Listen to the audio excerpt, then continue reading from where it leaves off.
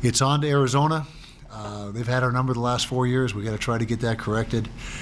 They've done an exceptional job when they've played us, and we haven't responded like we need to.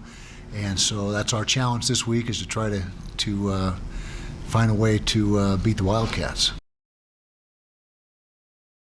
Well, the takeaways, the things we did positively, we controlled the football. We chewed the clock up, 42 minutes? I think we controlled the ball and 30 first downs and 0 turnovers. If you'd have told me going in that those were 3 things that were going to happen right there, I'd just say we're going to win the game going away. But faltering in the red zone, that's another. That was something that's shown up this season quite a bit.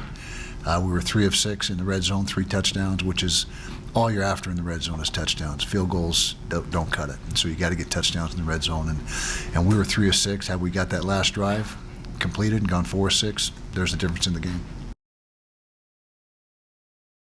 It was blocked up pretty good. Zach thought there was some penetration that he saw in the corner of his eye, so he broke it back. And consequently, there was nothing on the backside as far as any daylight. But it was blocked up pretty good. Well, we need to bounce back. I mean, that's, you'd like to win every single game. When all is said and done, there might be one team in the country that goes undefeated, if that.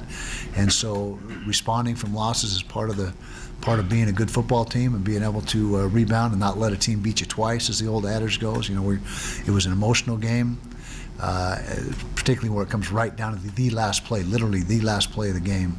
And so, it takes its toll, but you've got to be able to rebound and respond and put it behind you and get ready for the next team. And that's our challenge this week, among other things.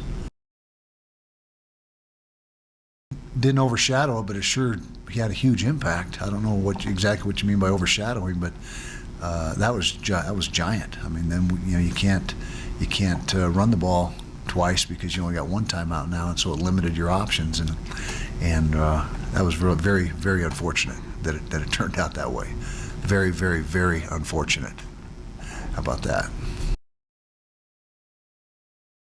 I think I mentioned after the game, I know I mentioned after the game, that we've come up with more 4th and shorts in the last couple games than sometimes you do in a season. I mean, there's been, I think, 10 of them 4th and shorts in the last 2 ball games, and typically it's 1 or 2 a game. But we got a lot of confidence in our O-line. We got physical running backs, and we're 9 out of 10. So it's been a big plus for us. It's been a big has had a positive effect on our offense. And the other part of it is, a little bit of a change of philosophy, being more aggressive. Yeah, that's a good question. We've been watching the last 4 years of film.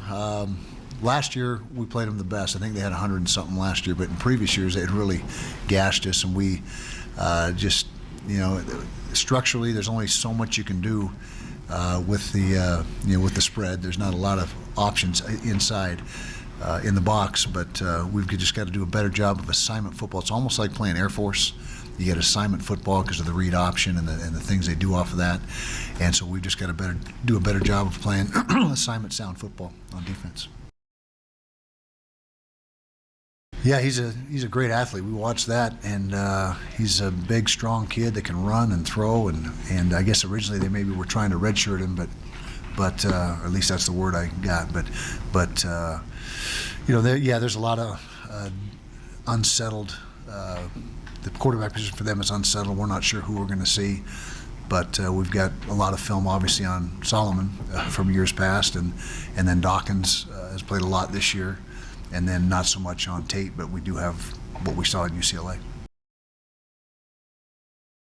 Maybe not putting up the numbers they have in the past. Their running back's been down. Wilson, who's a terrific player, and so they haven't been as prolific offensively as they have in previous years, but they've been prolific against us all 4 last years, as you mentioned and pointed out. So I think it was you. Was that you that mentioned that? Yeah, that was you. Yeah. So we're not really overly concerned with what's gone on the first 4 weeks of the season for them, or 5 weeks, because we know that we've had our own struggles with them for 4 years now, and so we've got to figure that out. Well, we can't really do anything about their pace of play offensively, just like in Cal and them are about the same pace. So in that respect, it's there's a lot of carryover from the Cal game to this game, tempo-wise. But our offense, we're going to operate in, ironically enough, we're not a hurry-up offense, but we snapped the ball 97 times, and Cal snapped it 49 times. And so we doubled their snaps, in essence, and they're the high-tempo offense. So how fast you're getting in and out of the huddle or not huddling oftentimes doesn't have a whole lot to do with how much you're going to control the ball and control the clock. And so we feel like we're doing what's right for us. But you're right, they are a fast tempo, and we definitely alter our practice periods and how we handle the scout teams. We have to have a couple different scout teams running the defense, at high tempo, so we can get the feel of the speed of the game. Well, we have the three that have completely separated themselves from the rest of the pack. Troy is nicked up now, so it's really two. And Armand will get the start this week. Armand has played excellent football. He was just shy of 100 yards on Saturday. He's running with a lot of violence, good vision, and so he'll be the starter this week. I thought they stepped up, particularly Raylan Singleton. Very proud of what he did, and he's starting to play the way we envisioned that he would be able to play when we recruited him, and he really picked up the slack and made some nice plays for us. Kyle Folks did some good things as well before he went down with an injury. Tyrone Smith still a little bit banged up, and he's not 100%, but he was in there, made some catches as well. So yeah, the short answer is yeah, I thought they stepped up and picked up the slack for Timmy. Primary goal is winning the Pac12 South. I would be shocked. I think Colorado's the only team left in the Pac12 South without a conference loss, and I don't think anybody's going to go through the conference with undefeated in the South. I just don't think that's going to happen. It's too competitive. In fact, 2 losses may end up winning it. I think it was last year or the year before that 3 losses ended up winning it. So it's very competitive, and this by no means does anything to eliminate that goal. In fact, we still control our own destiny. You lose to a team in the North. If you're going to lose a game, you want to lose a team to the North, in the North ideally, because tiebreakers and that type of thing.